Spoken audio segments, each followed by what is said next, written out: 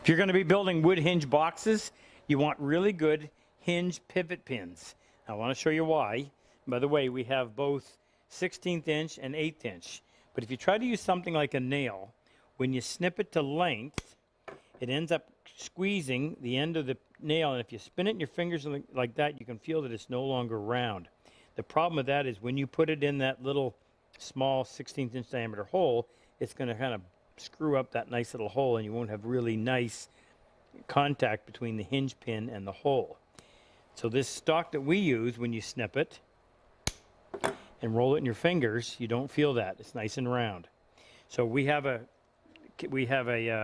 16th inch kit that gives you 6 pieces. Now we have the 1/8 inch as well, and just so you see the difference, on something this size, using 1/4 inch dowel, I use 16th inch. But something like the lid on this desk, which is a lot heavier, we use a 1/2 inch pin, and that's, pardon me, a 1/8 inch pin, and that's in a 1/2 inch dowel. So there's your 3 pieces of 1/8 inch dowel in that kit, and this one gives you some of both, 2 of the 1/8 inch and 4 pieces of the 16th inch. So that's good stuff. I've been using it for 5 years or more. Great stock for making your wood hinges. Good luck.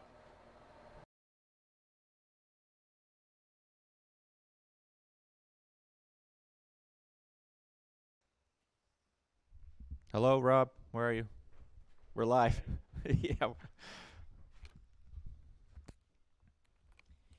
Fashionably late. As usual. Good to go? Yep. Who we get on? Lots of people. Ken's here. Angie's here. Ken, good. Luther? Yep. Super Dave?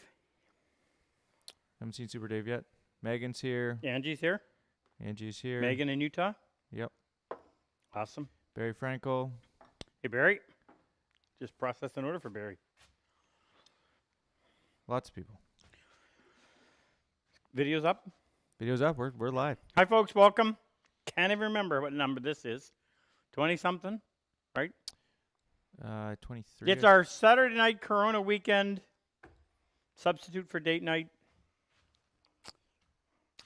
So, in starting, just a quick introduction in case you're new. We do these every Saturday while this coronavirus has us all bottled up inside.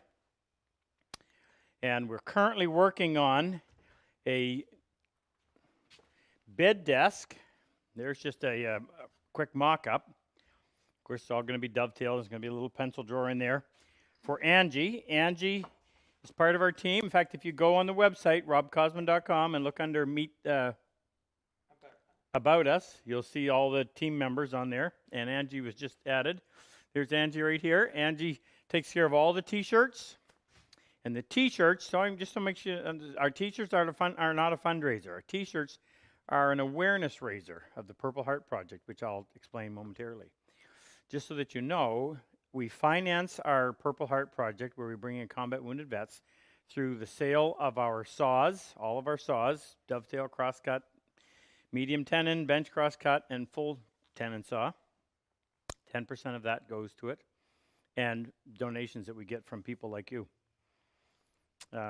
So we're building this for Angie so she can be more comfortable in watching her iPad when it's placed on her bed. She's confined to her bed right now.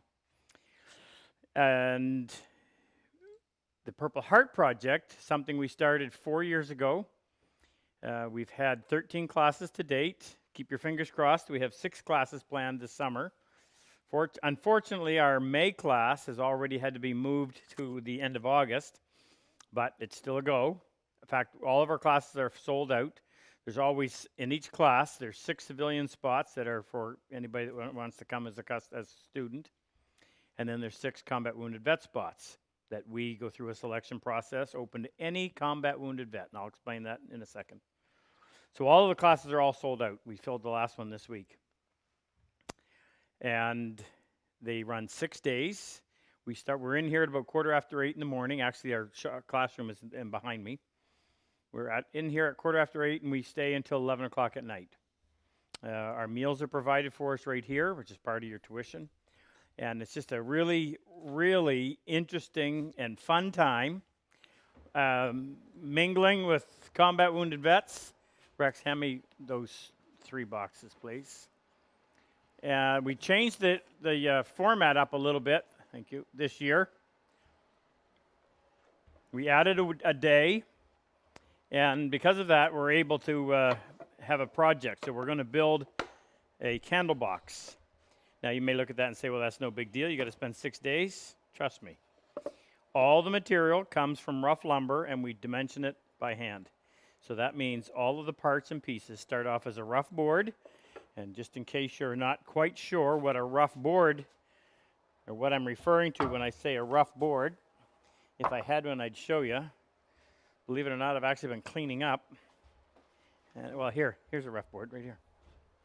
There's a rough board. So this is a piece of pine. This is how it comes from the mill.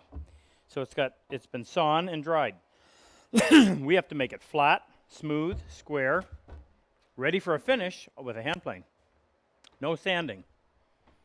And, of course, everything has to be precise in order for things to work out, like the dovetails in the corner. So there'll be quite a bit of liberty in terms of how you treat the lid. The rest of it's kind of, everybody follows the same pattern just to make it a little bit easier for the instructors to keep everybody on track. Oh, there's going to be options. You're going to be able to cut. You're going to learn through dovetails. You're going to learn half-blind dovetails. You're going to learn step dovetail. We'll probably do mitered edge. We'll also do houndstooth. Just fun. Mortise and tenon, through wedge tenon. Just everything you can think of. What are you saying? Incredible that in one extra day they're running all these other. Oh, it's not an extra day. It's an extra 18 hours. Anyway, so that's the class. So it's called Training the Hand. I've been teaching this class since 2000. And 4 years ago, we integrated it with our Purple Heart project. And that involves, as I mentioned, bringing in combat wounded veterans. So there's a little bit of criteria. And the reason we're doing these workshops is to raise awareness and also give you an opportunity to participate by funding one of these vets. Here's the criteria if you are a combat wounded vet or if you know one. Now, sorry to be exclusive, but our little slice of this pie are soldiers, male or female, that are suffering the negative effect of a combat-related injury, whether it be a physical wound or a mental wound. They have to be either active duty or honorably discharged. They, what else? They have to be able to get into Canada. In other words, you can't have any criminal history because you won't be able to get into the country. Actually, nobody can right now, but in fact, we just heard that's been extended. The border's been closed for an additional 30 days, so keep your fingers crossed. And then you go on the website, and underneath the PHP, there is an application form, and you go through and just fill it out. Now, I will say this, and I'm saying this to you if you're a combat wounded vet, and I'm saying this to you who hopefully you know somebody who would qualify. The most important part of that application is telling us your story. And I understand, I don't know by experience. I know from talking to other vets how difficult it is to put that stuff on paper. However, Jake, Super Dave, Luther, and I are the 4 individuals that go through and make the decision. We are operating like a triage nurse in a hospital, trying to determine who's the worst off, who needs this the most. We don't know who you are, so all we can do is take your story after you've gone through and you've met all of the criteria in terms of combat wounded, honorably discharged, and you can get into the country. Then we've got to sit down and decide, okay, which of these people. I will note that we give extra points to Vietnam vets. And anyway, the rest of the stuff is all on there. If you have any questions at all about it, just go on the site and ask your question. It'll either go to Jake, I, or Luther, Colonel Luther.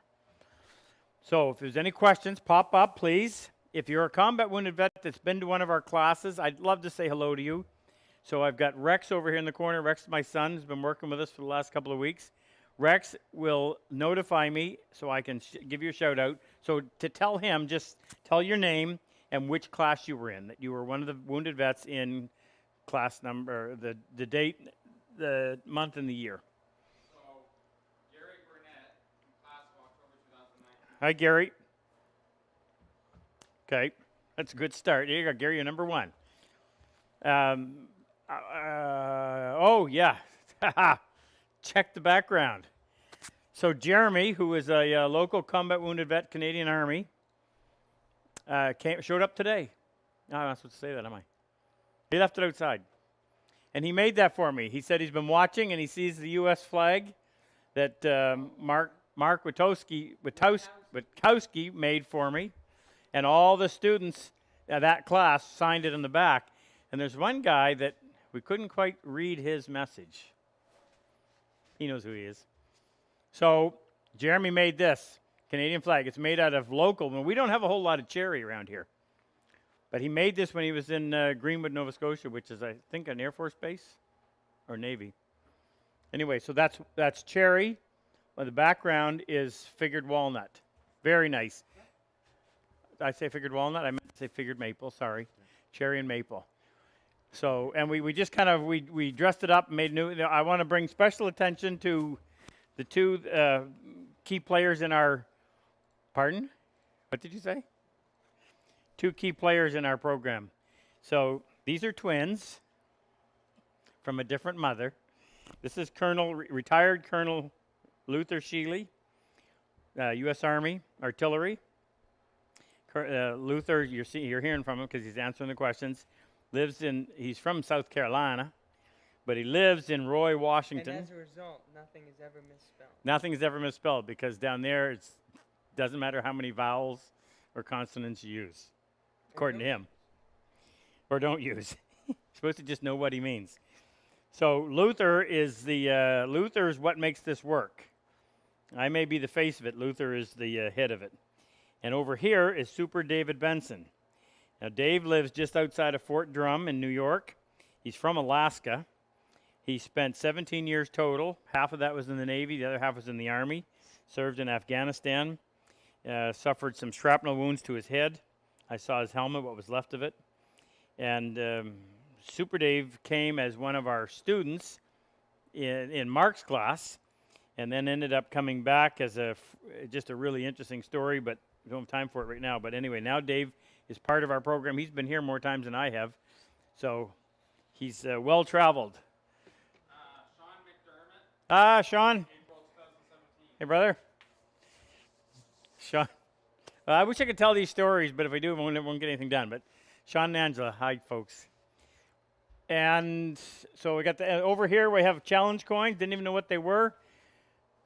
Mark Oliver gave me the first one I have, which is right here. And several of the guys who have come have left us with those. And there's this is part of Special Forces, which was a joint Canadian-United States venture during World War II. And one of the vets, Kevin Smira. October 2019. Kevin Smira. Kevin Burris. Oh, Kevin. Hey, Kev. I do. Awesome. Thank you, Rex. This is great. I get every time one of these names comes up, I get this fond memory. Kevin has come to us and done the wood show with us in Toronto and Toronto and Woodstock and Hamilton, and awesome, great help. And he's got a lovely dog. Jake Torella. Jake's learned to play hockey. Hi, Jake. Oh, so listen, I got to get started, but just keep it coming, Rex. Thank you. And any questions, interrupt me. So next Saturday, we're going to take a little bit of a break from this. We're going to come back to it, Ange, but what we're going to do is we're going to do a question and answer. So for 2 hours, you ask, and we'll answer. And I don't mean just a verbal answer. It may be a demonstration. And we'll try to be set up to handle as many of them as possible. Now, you might ask a question that just says, you know what? In the time allotted, we can't answer that, but we will go through and we'll be your resource. We'll be your encyclopedia, your woodworking encyclopedia for 2 hours. That'll be next Saturday night. I think that'll be really fun, and it'll give us a whole lot more interaction. Anything else, Jake? Have a new T-shirt coming, brand new T-shirt, new slogan, new color. You're going to love it, especially if you're a MASH fan. We'll see that at the end of the night. We have our Purple Heart project being introduced tonight by Eric Eberhardt, affectionately known as Ebby, and he'll introduce himself. He's EOD. If you don't know what EOD stands for, Explosive Ordnance Disposal, we've had quite a few of these guys. We'll bring him in at about the 45-minute mark, and he'll tell you from his own experience what it's like to have come to the class. Now remember, the reason we're doing this is so that when you're sitting there thinking of that one relative or friend of yours who hasn't left his house in the last 3 years, when you hear these guys speak, I hope it rings in your mind and says, that's exactly what he needs, so that you will get to him and start the process of eventually bringing him to a point where he can fill out the application and hopefully be part of our program. My final thing I'm going to say before I get started is if you feel like this is something that you would like to be a part of, I'm the first one to admit I know nothing about what I'm doing. I know wood and I can teach it. But as far as anything psychology, I know nothing. I know that whatever happens behind this door in that classroom, these guys literally get their lives turned around. It's a combination of a lot of things. What I've come to realize after 13 classes is how important, and I'm not saying this to fill seats, how important the 6 civilians are that come to the class. And it's the way they get to become friends with these vets that helps these vets open up and come back into society. And it's awesome.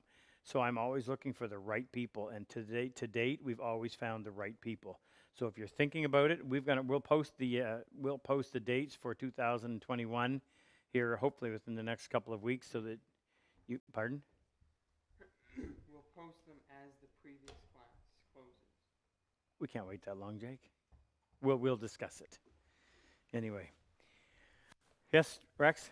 Don't just shout out. Don't, because I might not look over there at you. So Eddie from October 18 is here. And Barry Frankel has a question. Eddie. Barry Welcome. says, Rob, have you considered selling baseball caps? Yeah, we've had that asked a couple of times. We're seriously considering it. So yes, Barry. Now, just a quick introduction. Jake's holding onto the camera. Jake's my son, works with me in this. Right behind him is Frick. This is just family because of the circumstances. We all live together. Frick's here, and Rex is over there, and I'm here. Okay. Any questions? Can I get right to work? What are we giving away? Well, that's a good question. What are we giving away? What are we giving away? Well, you know what? I forgot. We always do a draw at the end of the night, and we give some away. Now, I know one of the things we're going to do, we will give away 3 copies of the DVD on building the workbench, but I'm going to leave it open to some suggestions. If some of you can think of what you'd like to have as a gift tonight, speak it up, and I will consider it. If you want to be part of the draw, I will promise you this, it'll be good. It's usually $400 or $500 worth of something. If you want to be part of the draw, Frick? All you have to do is simply go to draw.RobCosman.com, and it's a 3-question form. You just fill it out, and I'll be posting the link in the chat as well. Okay. That'll put your name in. You do not have to make a donation in order to be part of it. There's no tie-in between the two. If you would like to support one of these vets, it costs us approximately $3,500. It's actually a little more than that. We haven't stopped and figured it out again. We give each vet, remember, we cover their airfare, their hotel, their meals, and we send each one home with approximately $3,300 worth of tools, stuff like this that you see on my bench. Plus, we now have our Bench Brigade. So these are volunteers that have taken it upon themselves to build one of our benches so that every vet that comes to our class will get one of these benches, and we're even getting enough volunteers. We're going to reach back and provide benches to the vets who have come to the class in the past but don't have a bench to work with. We awarded 2 just this past week, and they were thrilled to be able to get it. So if you'd like to be part of that, Jack Lane, who has picked up the ball and is running with it, he's running this for us. It's called the Bench Brigade. If you'd like to be a part of it, you need to email me, rob@RobCosman.com, and I will forward that to Jack, and you'll hear from Jack. What we'll do is, just real quick, what you're committing to is building the bench, procuring the materials, applying the finish, and delivering it, whether shipping or delivery, if we can get it close enough to you. I will provide you with the vise and the bench dogs. So your total expenditure out of pocket, pardon? And the video, that's right. Your total out of pocket expense on building the bench will be $200, no, $100, sorry. Approximately $100. And the shipping, we have who arranged that? Chris, I cannot pronounce his name, I always see it. And Jack have put together something with a nationwide carrier, and I don't think it's going to cost, at the most, it's going to cost $200 to get the bench to the vet. But like I said, we're matching them up. Jack's working on it now to try to get the volunteers with a vet as close as possible. Be awesome if you could actually deliver it in person. Raymond Dory from Ray. Ray Dorr. Raymond Dory from a veteran from the I know Ray well. Every time I think of Ray, I think of, what's that thing called that I can never remember? No, that he used to drive. He'll tell me. Hi, Ray. Great to have you. All right. Now, don't forget, make a suggestion on what you want for tonight. I went ahead and I got the other runner in. The dovetails are ready. Dovetail saw, bench crosscut saw, mallet with Cosmanized chisels, the squares, IBC chisels, crosscut saw, You know, we could give away some a IBC set of chisels. PEC squares. We're really low on PEC. PEC is shut down currently, so the inventory we have is slowly dwindling. Okay, keep the ideas coming, and I'll think of something. Okay, so what we have to do right now is figure out what we're going to do for this back. Now, somebody had suggested we need a panel back here, but the primary purpose of the panel is just to prevent this from racking, give it a little more strength. As well As well. as keeping the contents inside the drawer. Right. Well, it's actually not going to do that because it's only going to be sitting back here. But it won't allow the contents to. We are going to have to put something across this way. This is work in progress. But how are we going to we've got to have it's got to be able to sit there. It can't have something coming across here. That's got to be able to sit on the bed like that. So what I'm trying to get a point is that the back needs to be up something like this. How can we do that? As soon as we get that done, as soon as we figure that out and put that together, we can actually assemble this, because the drawer, all of the aspects of the drawer are going to be done after the fact. We've got to put this together. If you have an idea, speak up. I know for sure that we want to have it set inside, meaning we don't want it flush. We want it set in here, so it's got to be stepped in. It will come up here. So if we just came down to there, that's how we're going to meet here. I wonder why I didn't even think about this.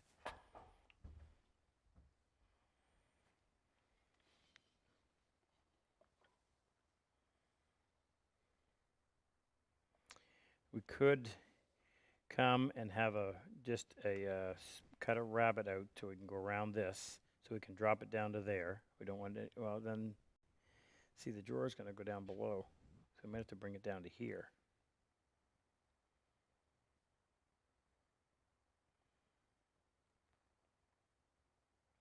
And we don't necessarily have to have. We don't really have to have. No, we're not going to do that. We're not going to put any kind of a panel up in here. Because if this is going to hold pencils and whatever, I mean, they're not jumping out.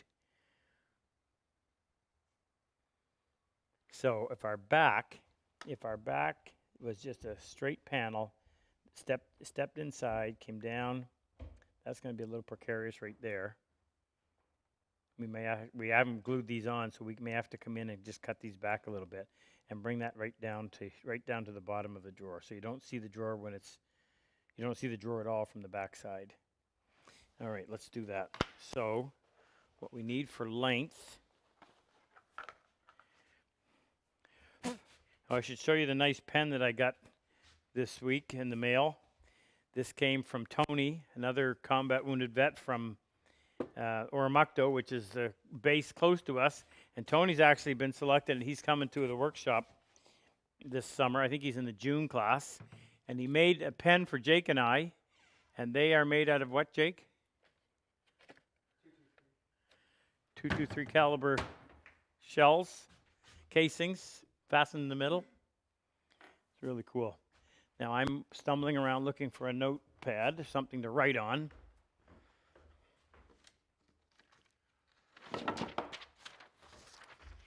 I got that extra pine sitting down there.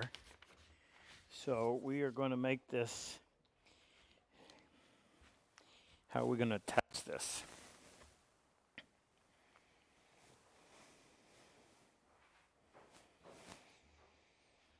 Well, let's get the piece first. We'll go approximately 15 and a half. Thank you. So 15. Uh-oh, Tony. It looks great. It just doesn't write. I'll find a refill for it. So 15 and a half is going to be the approximate length. And width is going to be 6 and a half. We'll go 6 5/8. Now we want to keep this light. So I'm going to suggest that we don't want it to be any more than 1/4 of an inch. That's not a lot. But if we do 1/4 of an inch, how are we going to attach it? We've got what's going to happen here is going to be cross-grain construction. Meaning this piece does not move, but this piece is going to be in its width and it is going to move. So we need to take that into account. Now what we could do is cut a narrow groove right here, set it in, and then just pin it. And I'll show you how we do that. Now that, if we did that, that would suffice. And I'd like to have a shoulder on there. So, yeah, question? Baking Iron wants to know, do you know what the new slogan is going to be for the new T-shirt? Yes, we do. It's a secret. Yeah, we're going to reveal at the end of the night. What am I looking for, Jake? Oh, pine.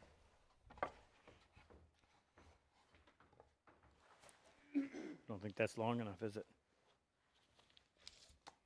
No. That was going to be a top. What happened to that we had to, made it too narrow. I know that's going to be the right length. Okay, so we want this to be 6 5/8.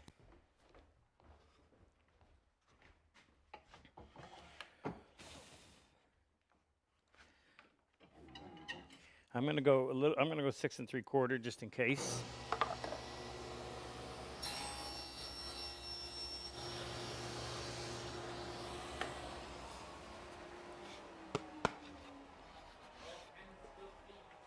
Huh? Ken did? Yep. What'd he say? He told Baking Iron that good from wood. No, that's not it. Not good from wood. Well, that's actually not a bad one, but that wasn't the one we're using. Nice try, Ken. All right, so this needs to be brought down a little bit. This is a half. If we bring that down to 3/8, I still think it's going to be enough material. We'll run that through the thickness planer. Frick, you get your dinner? Oh, I'm sorry.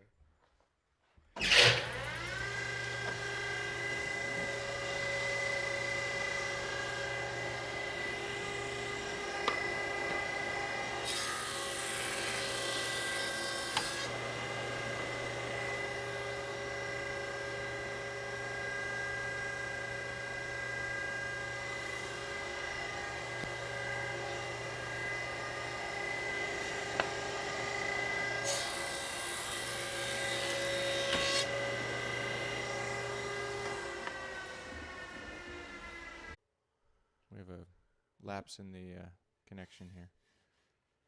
Wait 1 second.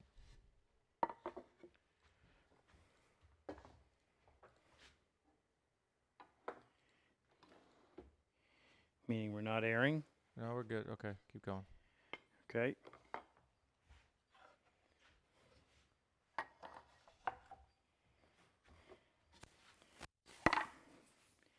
All right, let's clean this up. The reason I'm doing this is because that snipe is so deep. I don't want to start working on something and then realize that I've got to take off too much material that will then affect the joint in an attempt to get rid of that Snipe. Well, a lot of people now have plain wax. Even more have T-shirts. Wow, the response to that was phenomenal.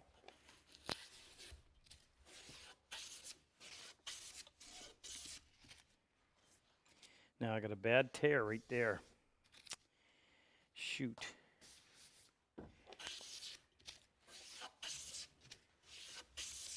You see those snipe marks? They're really deep. Probably made worse because the pine is so soft. Now I've got a high edge somewhere because it's leaving me a bad crack. So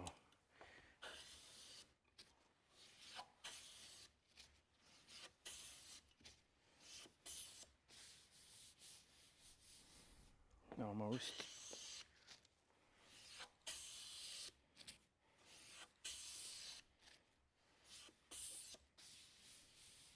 Okay, that's out.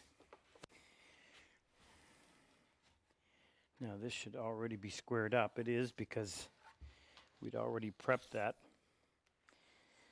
Check it. It's 17 3/8 and 17 3/8.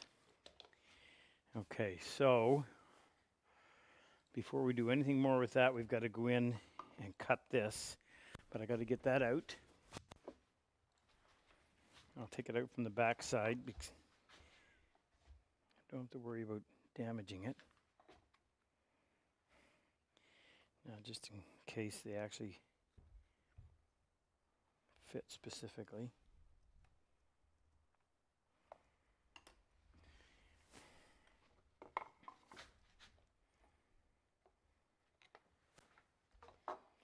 Really like this idea of these runners.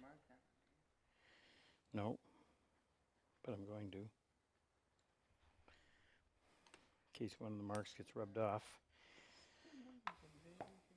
What? Those numbers look the same. That's a 1 and that's a 2. Okay, how are we going to cut these? We want to come in here and we want to run. We can cut from here because the underside, or because this is long grain and this is long grain, when these glue together, all we need is just a glue joint up there, butt joint. That's sufficient. What we have to do is have something here. So we've got to cut a groove in here that will allow part of this to ride in, but we're going to cut a rabbet on this, and the rabbet is going to face the back side. So it'll be a break in the joint. You'll see what I mean. I'm just trying to think of how best to do this. Really, if we do the table saw, that means we're starting here and down to here. We can do that. Do we have a router set up, Jake? Do we have a router set up with a small diameter bit in it? Well, what size is small? Oh yeah, we could. That's what we could do. We can use the. Let's use that. We'll use the table. Wait, we have a question. What? Could you not make, and I'm reading this from Luther, could you not make the ducktails on the 90 angle side and then cut the slope on the other side? This is Luther asking the question? For paper cuts 100. Ask me again. Could you not make the ducktails DuckTales? on the 90 degree angle side and then cut the slope on the other side?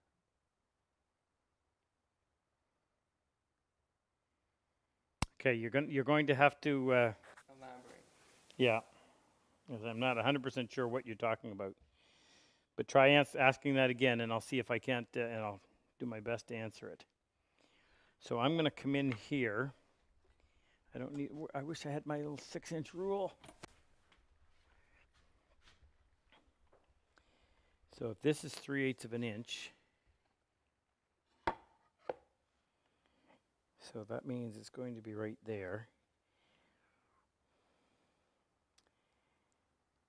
I'm going to come in 1/8 of an inch in order to leave enough meat out here. So I'm going to cut the groove from here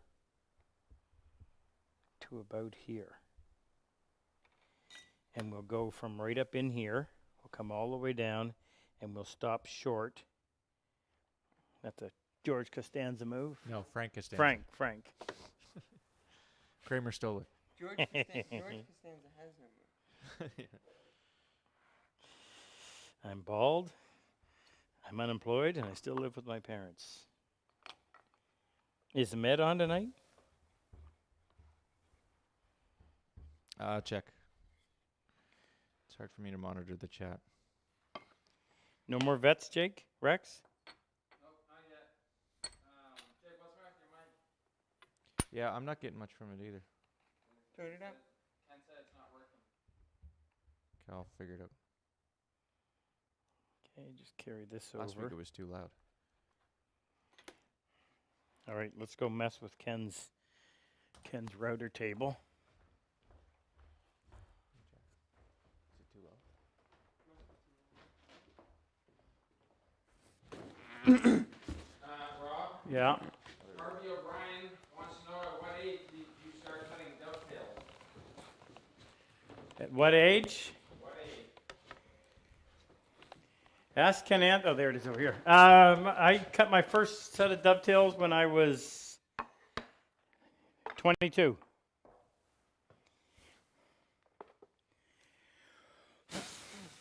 Now this is a little bit high, and I need to bring it up quite a bit. So we'll raise that bit. How thick are those sides? Do you remember? Well, if I'm going to pin this, that's as far as we can go.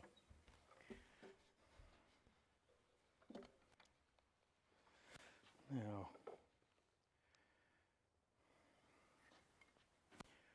which one of these moves? Do you remember that?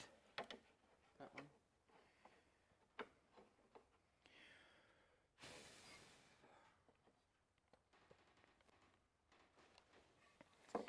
So the board is going, the back is going to be 3/8. I don't want to come all the way over, so right there.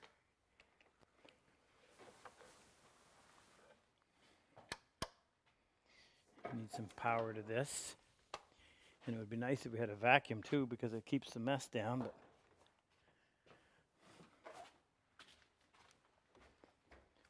we're in the process of, would we say streamlining? Yeah. Cleaning would be too radical. Streamlining things in the shop, thanks to Luther. So we're getting rid of some machines. We've got some for sale.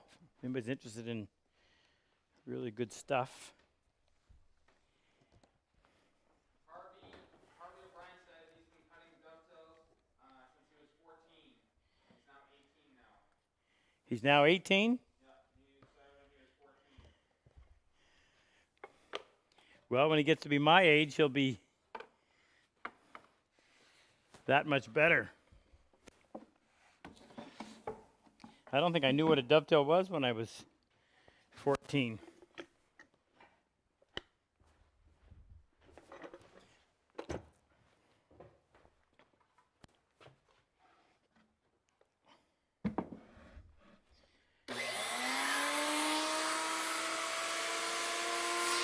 No.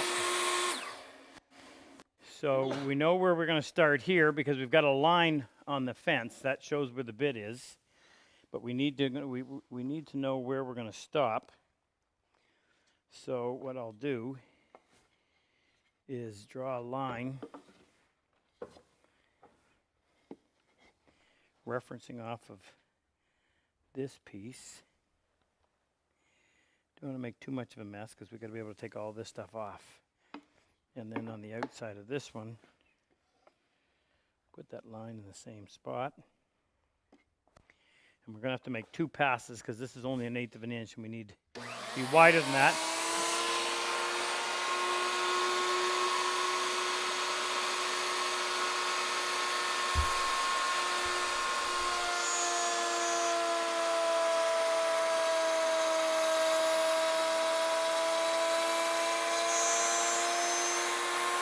I'm going to go backwards just to get the material out of there.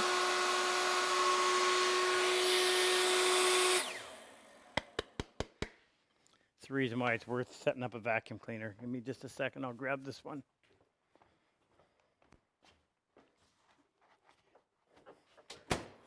Huh? You see a small hose? Right there.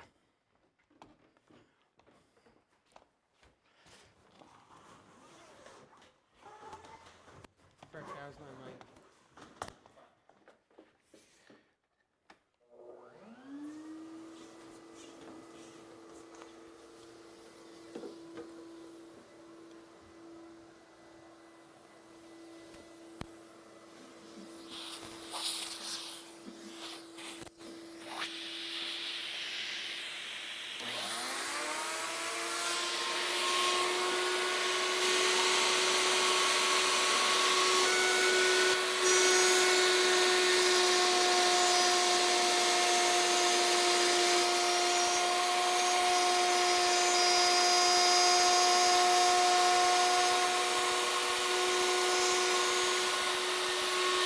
Nice and clean.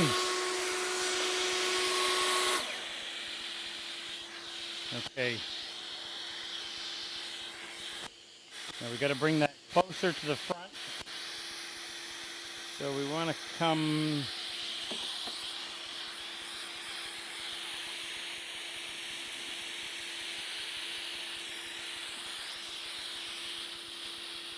that would put us about an 8. I'm going to go just a little bit heavier than that. Right there.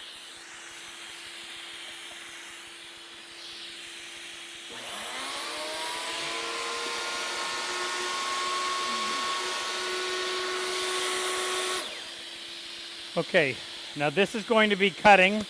I stopped to show you something. This is only going to be cutting on one side. The bit spins this way, so we want to be working against rotation. So if we do it that way, it's going to want to pull it and run with it. So since it's going this way, we want to go against rotation. We got to start here and go out. Didn't matter on the first time because it was cutting all the way around.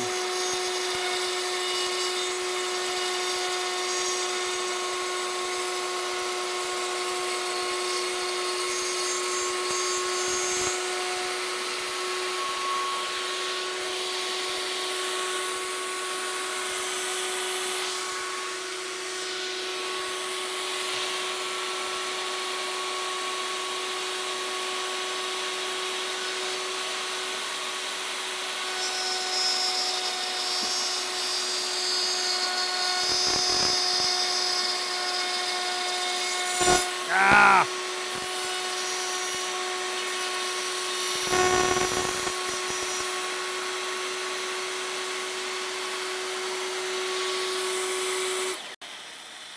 That won't be seen.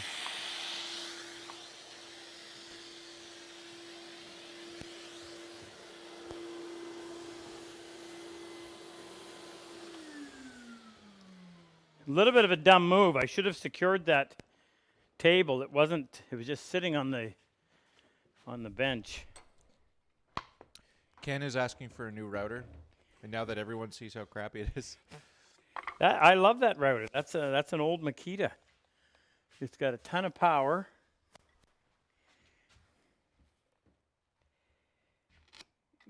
Now what's that? What? Oh, it's just a router bearing, sorry. What's what? That Jake? chisel. We already talked about it. Do we have any ready for Not sale? enough. Do we have any? Mm-hmm. Yes?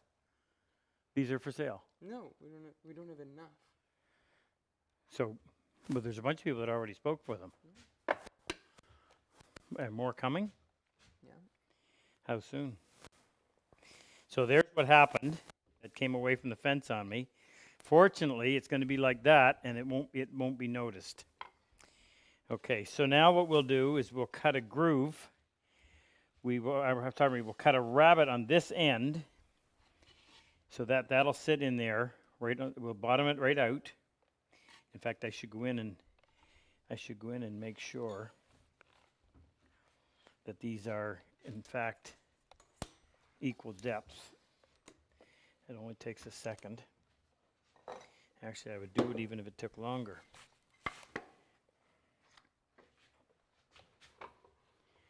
This stuff is so soft, you got to be super careful. Make sure that you've got, if you're working with pine, that's not big enough. And I want something long enough that it will actually spread the pressure out over a larger area.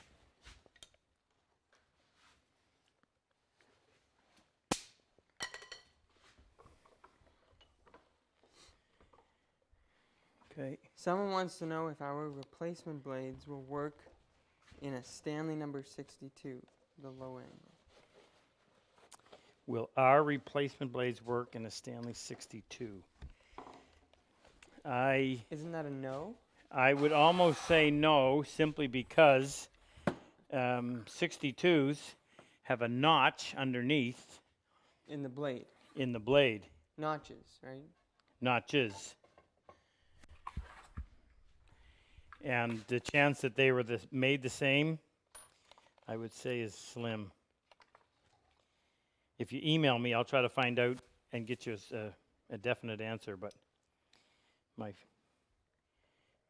don't you ask them why they're using a Stanley number 62 instead of a... well, if they have a Stanley 62, that's a classic. I would love to have a Stanley number 62, not to use, just to have, simply because of how rare they are. Now I'm having to use my little 1/8" because the groove is too wide for a 1/4. So there's the problem I was trying to avoid. Making contact, no contact, and then it dug in right there. So that means that if you went to put it together without checking this, it would bottom out in one spot, and you'd end up, something would be out of square. Harvey would like to know if you have any tips on gluing up angled half-blind dovetails. Angled, half-blind, are they just making these questions up, or is it? No. Angled, half-blind dovetails. I'm trying to think of a good tip. Angled half-blinds, which would be if we'd had built something like this, and instead of having it come Well, all you the can way show through. You can show it on your pullouts. Yeah, well, same thing here. Well, I mean, it's Right. assembled. Harvey, tell me if this is what you mean. So instead of having, if this is what you mean by angled half-blind.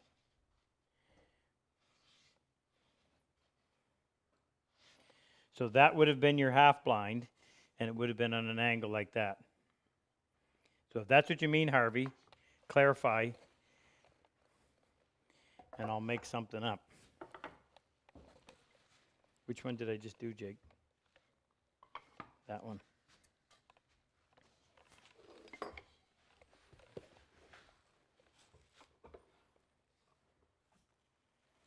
How are our numbers, Frick?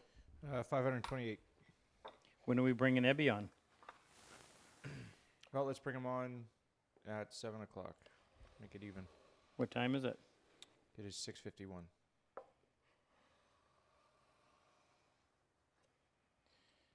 Okay. By the way, when you get this little plane, it comes with several cutters.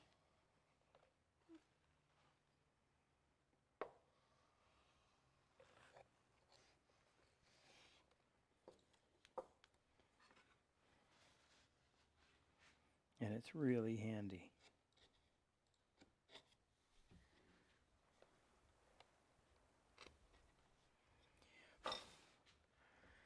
Okay.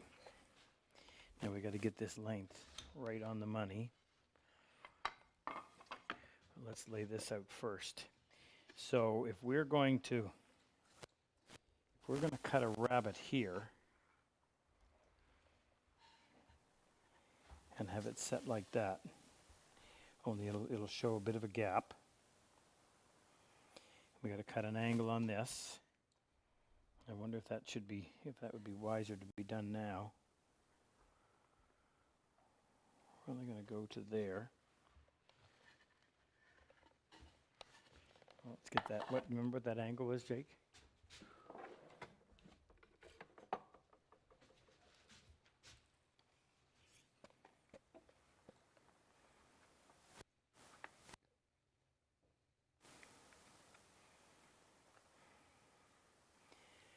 So 30 degrees, 10, 20, 30 degrees. So we'll cut a 30 degrees. Do we want to have some sapwood? Oh, actually, we already planed that. So we'll leave that on the outside. The inside doesn't even need to be planed because it's going to be on the interior. So we've got to cut.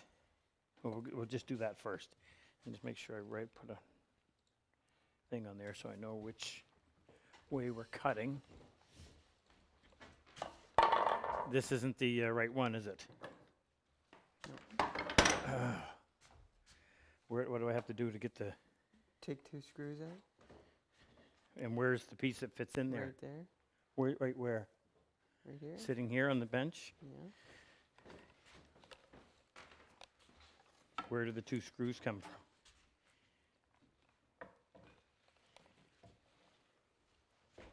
All right, Dave would like to Dave? Yeah, he'd like to know the Lee Valley aluminum straight edge in your shop. No, I don't have any Lee Valley straight edge. That's a PEC. Is that what he's talking about? Well, he's asked it 3 times. So where's the Lee Valley aluminum straight edge in your shop? No, don't have any. That slides, Jake? Mm-hmm.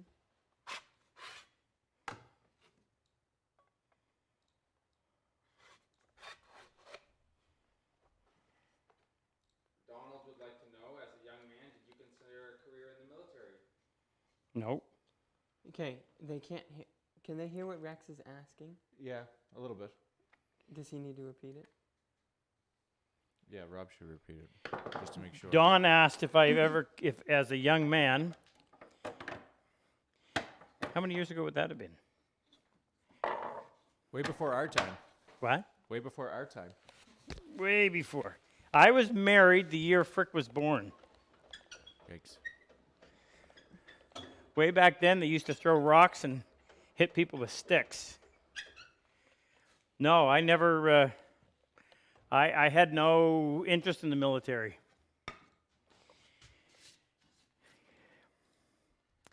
So this is going to be on the inside. I got a mark right here. My interest came out of sympathy for those who have fought and died, and those who have fought and have been wounded and are living with it. So finding out that woodworking was so helpful, I had to do something.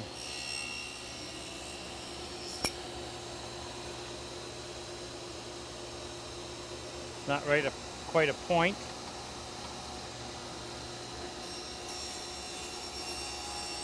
But that's not the blade that I would normally be using. It's a fine cross cut. Just happened to be the last thing that we had in there.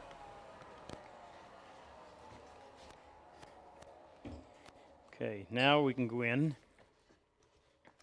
And I'm going to use my marking gauge to outline this. I don't know what our length is going to be yet, so I'm a little bit hesitant to go much beyond just the initial first corner, and then we'll figure out how long.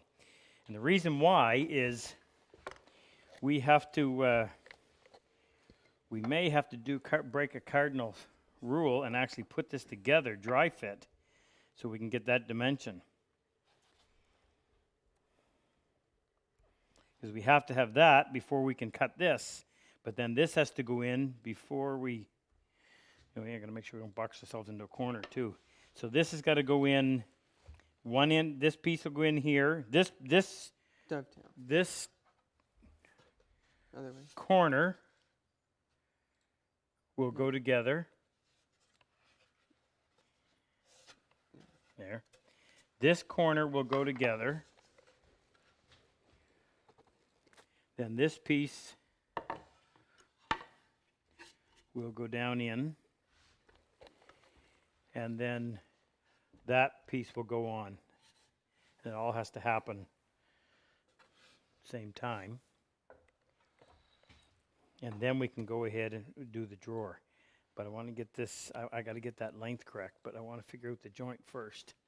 So I'm going to use my marking gauge. And if that's going to set in there like that, we want to get our depth on here.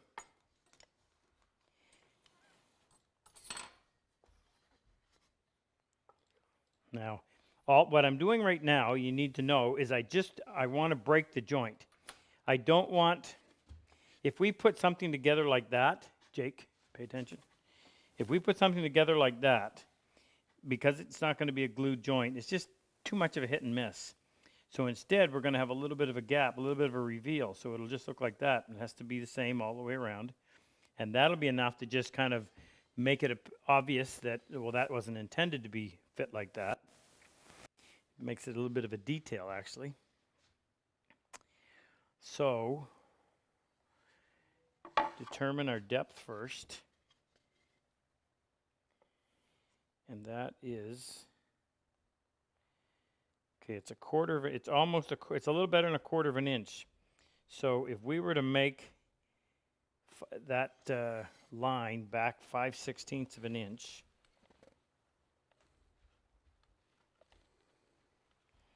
check that again. Okay. So what we'll do, this is the smooth side. This is the side that we're working. We'll come in here and we'll gauge a line on there. 5/16.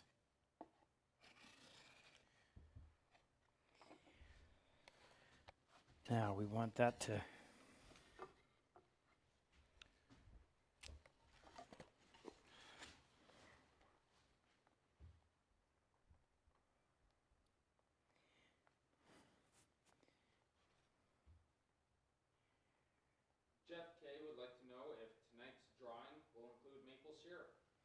Of course.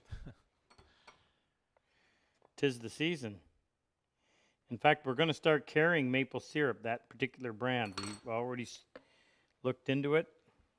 Jake, I think, has already put an order in. So you'll be able to... The best part is that if we don't sell it, it doesn't matter. We drink it. Okay. Let's go over and cut that. Now, I've got to make sure. I've got to make sure that the face of that tenon, that tongue, is the same distance from here. If there's any variation, it's on the inside. I'm not going to worry about it. So the best way to do this is to use the sleeve and have it cover up part of the blade.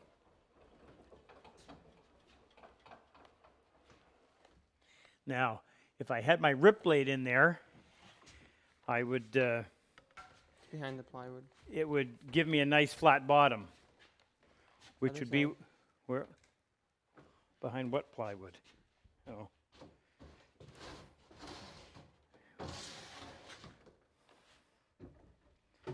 This is our new system for hanging table sleds on the wall, but it keeps getting covered up with sheet goods. So because I've got a crosscut blade that doesn't give me a flat bottom kerf, I've got to stay away from being right at that line, but that's okay. I can go in there and clean it up with the chisel easy enough. Why don't you just change the blade?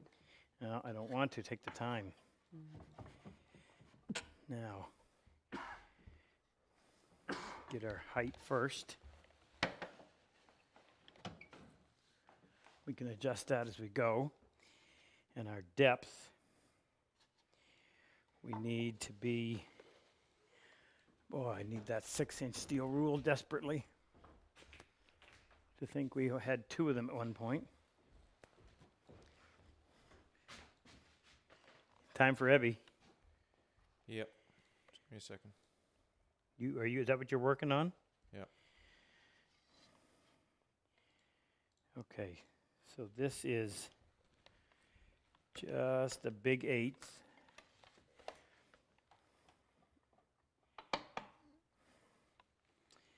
So what I need to do, I need a test piece.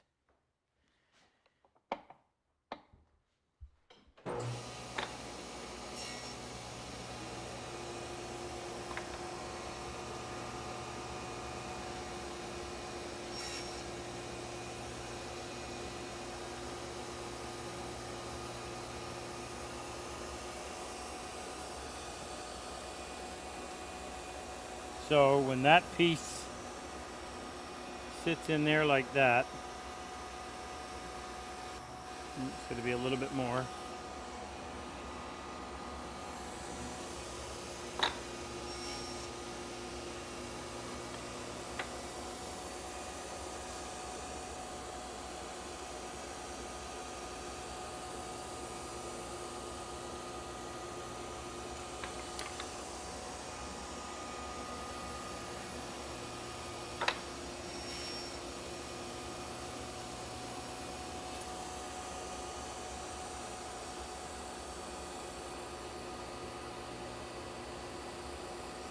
It always seems like such a huge move over here, but it never translates into much when you actually try it on the board.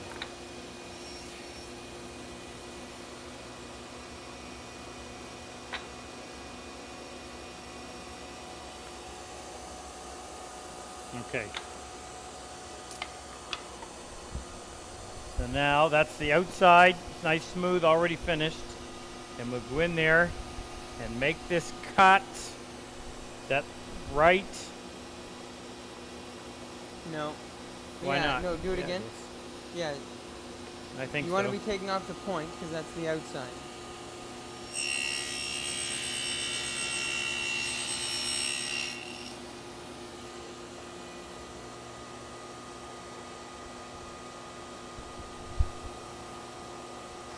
Almost had that up too high. I can cut that off.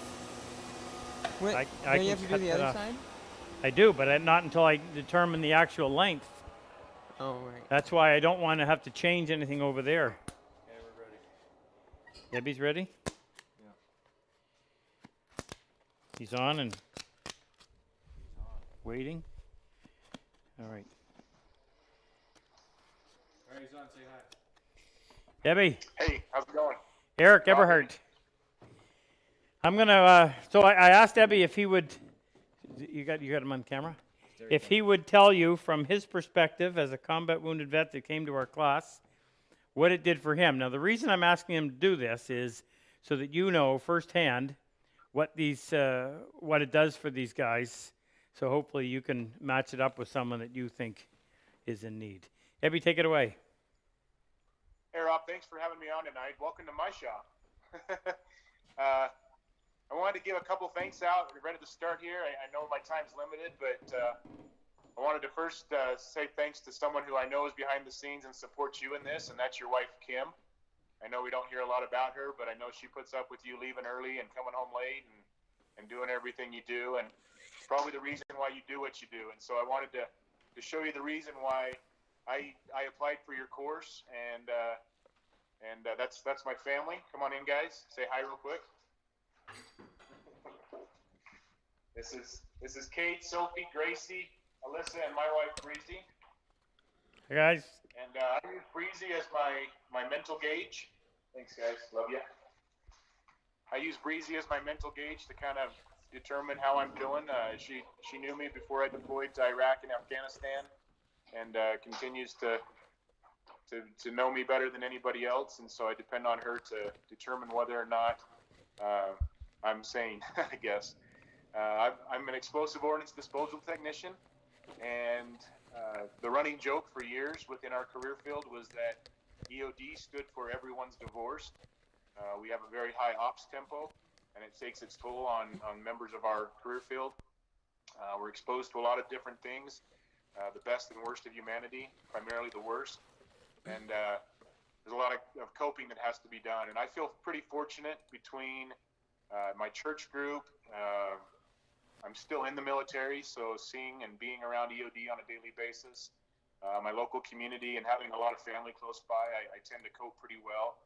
But some of those demons come back to haunt you every once in a while, and you need some type of therapy, some way to work it out. And I've worked with mental health counselors and whatnot for depression, and I started getting into hand woodworking. I came across Rob's videos and took interest in hand woodworking. I've been doing power tool woodworking for a long time, but there was just something intriguing about the hand woodworking.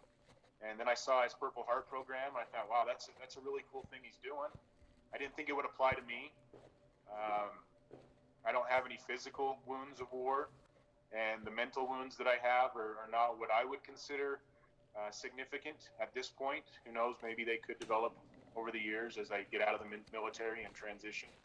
But I feel like I'm handling it pretty well. But I took a long shot and thought, well, that'd be cool if he's got an open seat and there's not enough applicants, maybe I'll get selected. And so I applied. August of last year, I got a phone call from him, and it was like getting a phone call from a celebrity to me, because I watch all of his videos. I love watching every detail, all the mistakes and all the fixes and everything else. You had to say mistakes first? What, say again? You had to say mistakes first? You got to learn somehow, right? But yeah, he called me up and said, hey, we want to bring you to this class. And I said, hey, you sure, Rob? I'm sure there's some other guys. I know you got 50 applicants for this course coming around, and you only have 14 positions. Are you sure I'm the right guy for this? And he said, there's a lot that goes into our decision making, and it's more than just what's on paper, and I feel you need to be here. And I said, well, I can't argue with that. I'm a spiritual individual, and I believe in prayer, and I believe God works in mysterious ways, and for whatever reason he needed me to be there. I went to the course. Wonderful, wonderful experience. Between the civilians that are in the course with us and the other military members, and the opportunities that there are for vulnerability, to open up, to share your story, to get to know one another, to create new friends, it just opened a whole new world for me. And I don't know what it is about mixing the woodworking with the social aspects of it, but I meet people on a regular basis now where I get to interact with them, talk about woodworking, hear some of their tips and tricks, and share some of mine, and it just creates almost instant bonds, instant friendships. I'm really excited about the Bench Brigade that's going on. Shortly after I got back from Rob's course, I realized I really wasn't set up to do a whole lot within my garage. I was good with power tool woodworking, but didn't have a whole lot for hand tool woodworking. And so I was clamping pieces of wood to a tabletop that I had as my workbench, as my vise. And I'm going to take the camera off here and kind of show you real quick the results of clamping it down to a bench. I was doing all right, but there's lots of little mistakes in these first dovetails I was doing at home, and they didn't compare at all to the ones I was doing in Rob's course. And so I was like, man, what's going on? Is it the elevation here? Is it the moisture in the air? What is this? And then I found this workbench on sale on a bargain website, KSL.com, classified website. It's a Solberg bench, and it does pretty good. It's kind of thin as far as the legs. It's not very beefy, so it wiggles a lot, and the vices on it rack quite a bit. But it was heads and tails better than what I was doing before by just clamping the workpiece onto the bench. And then the results kind of speak for themselves. As soon as I started using a decent bench, I started getting better results. Jake just recently challenged me to start using some thin stock, and I started trying out half blinds with thick and thin stock. And so you can see the difference that, for me, a bench has made. My most recent one is this one here at the top. I just tried to get the pins as tight as possible. But trying all kinds of different stuff out, testing things out. For those that might be interested in applying and think it doesn't apply to you, I want to challenge you to apply, tell your story, and let Rob decide whether or not it applies to you. The result of me coming to the course, here's some of the tools that I got from the course, and they're allowing me to come in here in the garage and cope with the things I'm dealing with on a regular basis. That was my first dovetail from the course. I use it as a little mount for my number one. And then that was my second dovetail in the course that we made a little bench hook with. And then I came home and made a shooting board. Highly recommend that. If you don't have one, make one. It has changed my game immensely. But yeah, I come in here in the garage and I just set up shop when I'm having a bad day and whittle away at wood and make things. And it's made a world of difference for me and my family. My kids enjoy coming out here and using hand planes and working with me. I'm still in close contact with a lot of the guys I was in the course with. In fact, I love talking to some of the civilians I was in the course with and sharing our work pieces together. And Pete Ambrose, who was featured, I think, last week. Yeah. I talk to him on a regular basis. Pete's a good guy. I met him first at the airport. Things weren't going real well for him. They lost his luggage on the way to Rob's course, and he was dealing with a lot of stresses. But Pete tells me that I look, act, and sound exactly like one of his sergeants from Vietnam that he trusted with his life. And having me around made it so that he could cope with the things he was dealing with. He doesn't leave the house often, and he doesn't socialize a whole lot. And so having me there, I think, was kind of an answer to what Rob told me on the phone. Hey, there's a reason you need to be here. Now, I may not be the most in-need candidate, but for whatever reason, I needed to be there. And through my relationships that I developed, I know that it was more than just my need to do woodworking. I know that I was there for other people. And so I greatly appreciate what Rob's doing. The Bench Brigade, I'm extremely excited that that's going on, because I know there's a lot of my counterparts that get these tools and they get back to their homes and they don't have an ability to really put them to use. And Rob's told me that, hey, there may be a bench coming my way. That's really cool. But I would hope that the guys that don't have them get them first so they can start enjoying them. At some point, I plan on just building my own bench.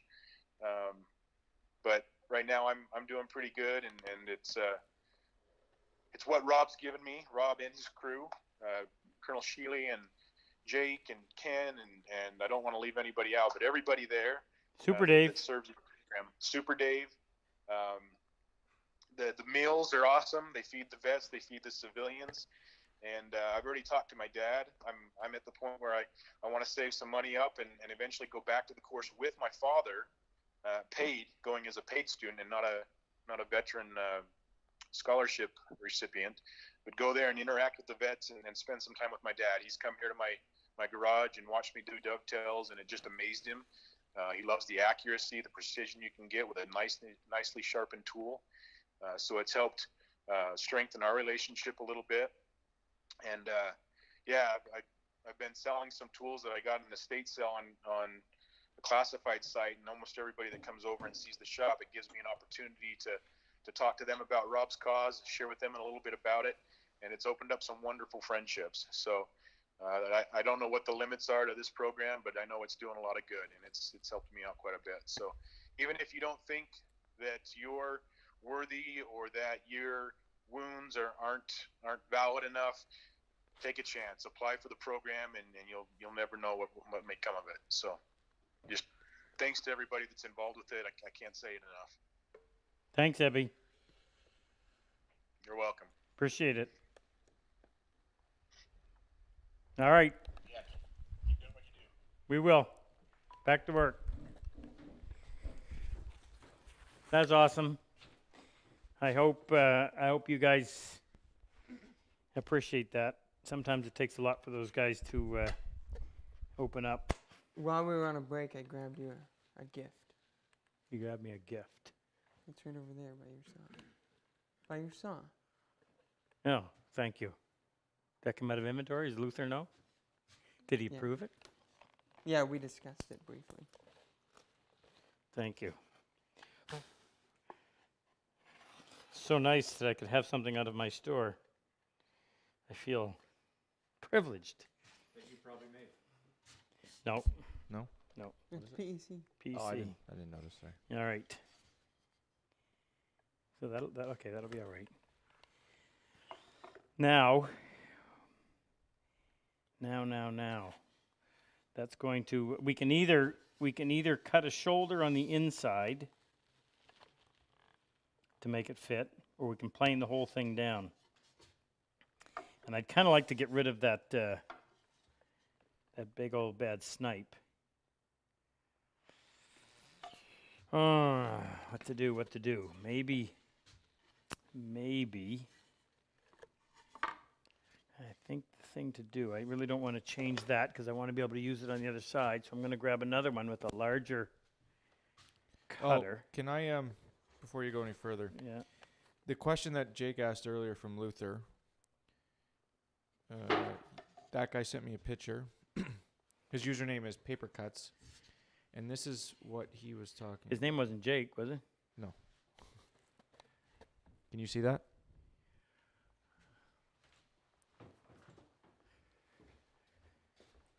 That's what he was talking about. Can you repeat the question, maybe? Well, where's the slope? I mean, that looks like a half blind.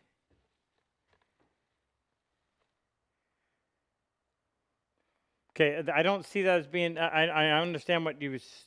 I heard what he said, but I don't see how that's. That just looks like a regular half blind. So again, you're gonna have to give me a little bit more, unless there's something in there that I'm not catching. Okay, so what I'm doing here, I measured from the outside edge to the inside of the groove. Now I should be able to put this on in my vise. And measuring from the outside, referencing off of here.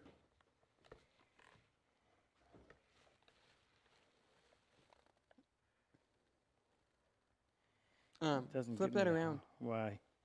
Oh, never mind. Your flat spot's right there. Yeah, that's why I had it like that.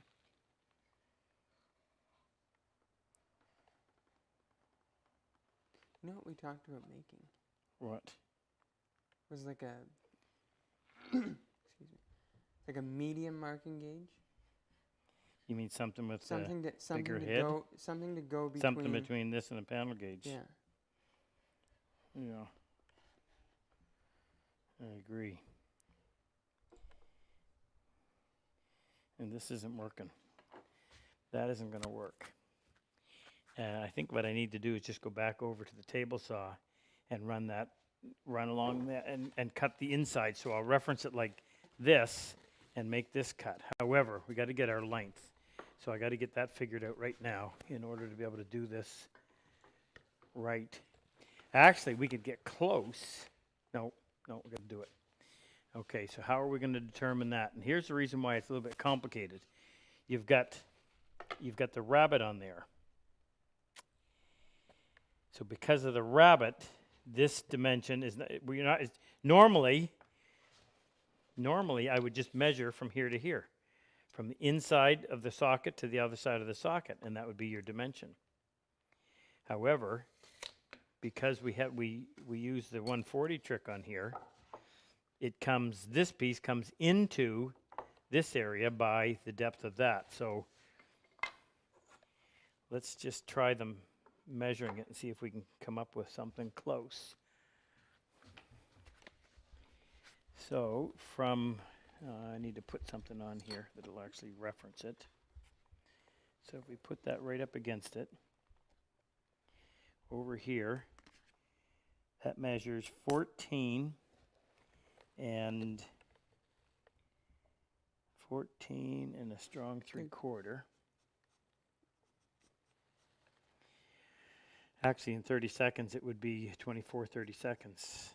No, sorry, Yeah, maybe 25, 30 25, seconds. 25, 30 seconds.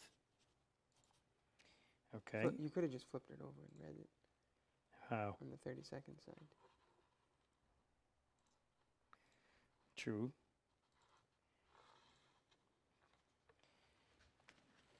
And I was right, 25, 30 seconds, but I wanted to do the math because I'm so good at it.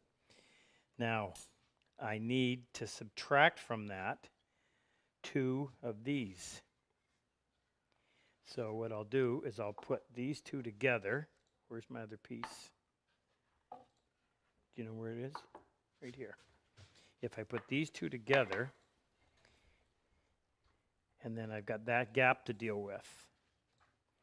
So we'll measure this gap, So this gap, and just in case you know, this is the two rabbets. And it's a 1/16 of an inch, which is nice and convenient. So my inside dimension of this is going to be 14 and 25/32 minus an eighth of an inch. Convert that into a 32nd, an eighth of an inch. So 4 times 8 is 32. So that would be 4 32nds. It's going to be 14 and 21/32 is what the dimension is going to be. And we're not done.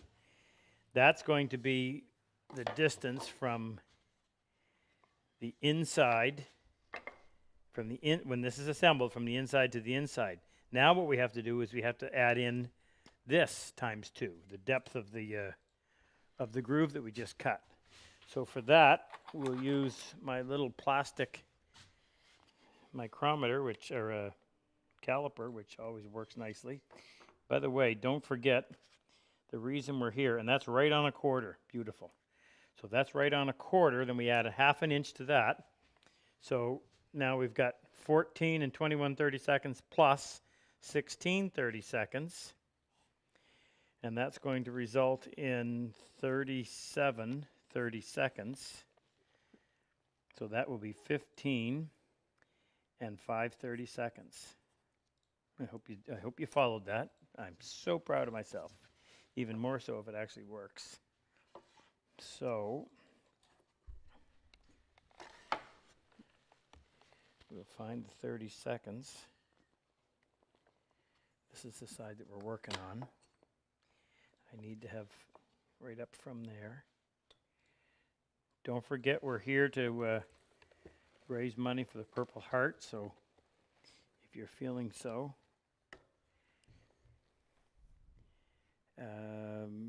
15 and 5/32 right here. I'd rather do that with a knife. Do it with a knife so I have a very positive mark, but then have to put a pencil line on it so I can see it or draw my attention to it.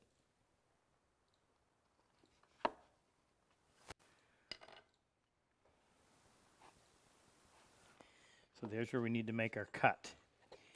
So we make our cut there, then we go over and we cut our rabbet, and we're in business. Now I don't want to change the setup on the table saw, so I'm going to go over to the bandsaw. No questions coming in? Any more vets, Rex? Quiet night.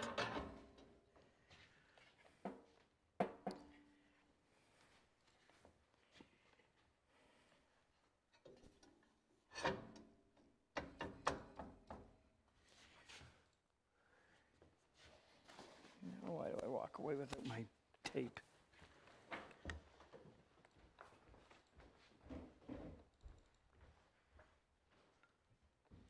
Should we show them what's for sale? Well, if anybody's interested in a nice beaver bandsaw, so this was made in Canada. What did I checked out the date. What was it? 60, 61, 62? The year I was born. Mid-60s, I thought. Mid-60s? Show them that fence, though. I got to get this done. Yeah. Well, here's what's not. Here's We what gotta Jake get rid of thinks so cool about this. It was made for home use, but it was well made. It's cast aluminum, Wheel. Or the whole wheels and frame, but the fence actually slides. It's really nice. It slides beautifully, and then to lock it in place. It's the best. It's the best. It is. bandsaw It is fence a I've ever nice. seen. It is a nice setup that way, and it's got. I mean, it needs needs. new tires.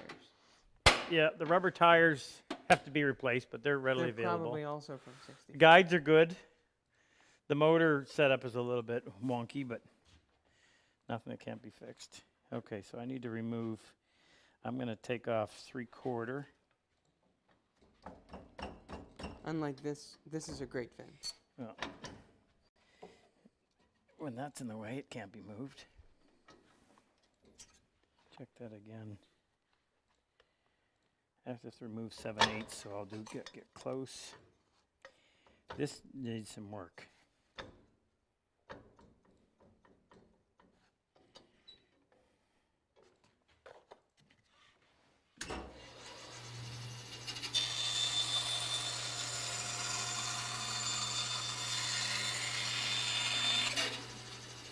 Has anybody seen or heard from Super Dave?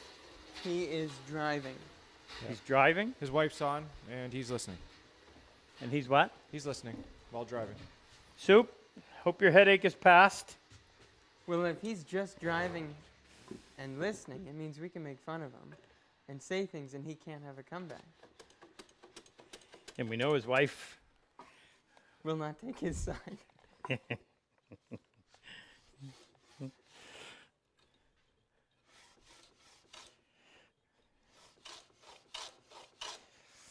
Oh, Michelle, we feel for you. Now, why is this not biting? It is, but Huh? it was only cutting on the bottom side. On a side note, Jake's looking for someone to quarantine with. Jake. This Jake, Oh, this Jake? since Megan's in Utah.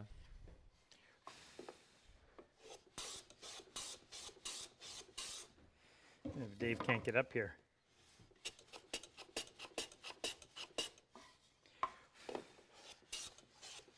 There's my line right here in the middle, my little dot.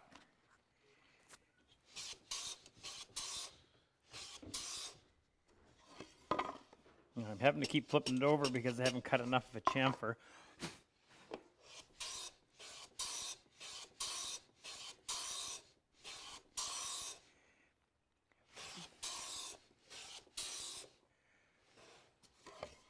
One more.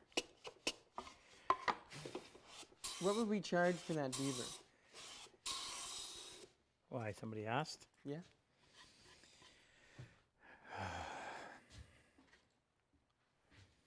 $500. CAD? No, USD.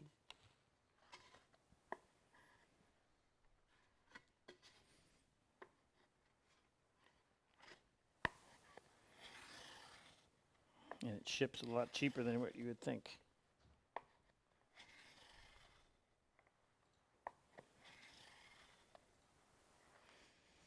No, you know what? 500 Canadian. I would do it for 500 Canadian. I'm never going to get around to fixing it. Okay, so we've already got that set.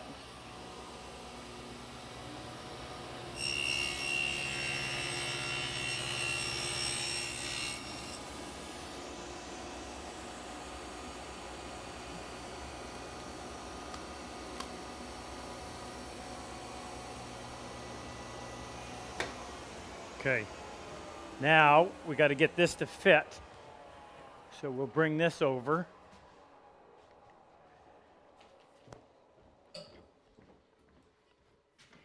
Now, quick little lesson here. This is my side I'm referencing off of. And because it's hand plane, it may not be parallel to this side any longer. So I can't afford to then come in and reference off of this side. You might end up with a tapered tongue. So what I'm going to do is I'm always going to reference off that same side. And what I'll do is I'll just move this over.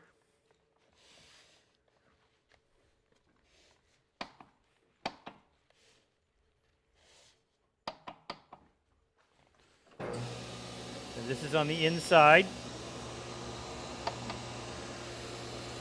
Actually, I don't need it to be that tall.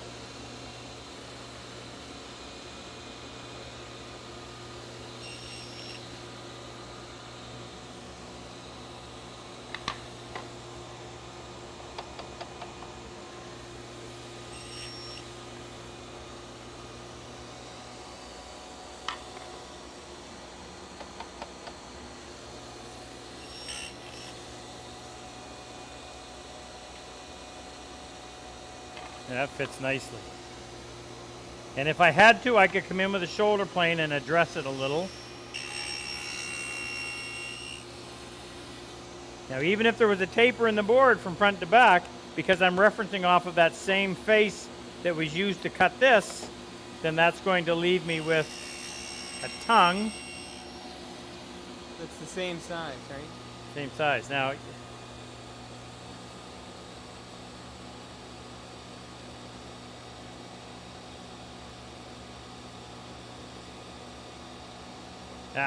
it's not deep enough. I changed that dimension slightly and made it too little.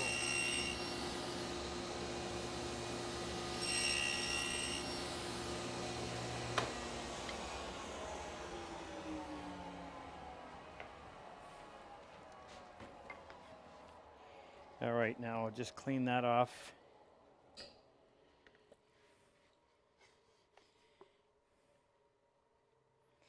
Actually, what I'm going to do, because it's on the inside, I don't need to worry about it, I'm just going to take that fuzz.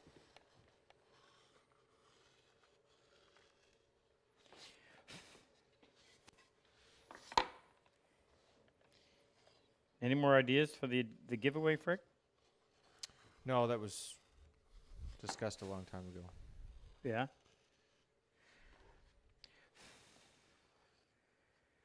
Do I have any? Do you have like a list of things they could possibly pick if they win? That way, whoever wins can pick something of their choosing or something that they don't have. I know certain things are You know what we could do? tough for inventory. We could give away a spot to the upcoming virtual dovetail Online workshop. Workshop, yeah.